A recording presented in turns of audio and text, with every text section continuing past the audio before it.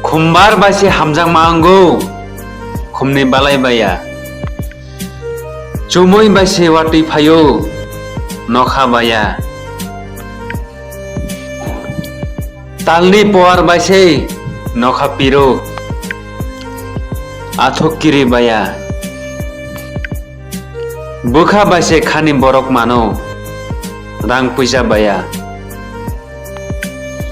Mokol tongma bai jong mokol nungya pilalase ongna nangnai Borok hingjangma bai borok ongya bukhase nango Nung hajarta kok koi sagoi bono teturodi Pia dalal kok saoya Khani borok hene wansugoi nung bono khani kok ta sade Salcha mo hai jora kifule phayano nene kok baino nung mazara bejagano Apuro nung mokol mokte seboi kawai matangano Tala tala tuma sugongka ni khao jala Jala jala jala nango bekani jala nango Jala jala jala nango bekani jala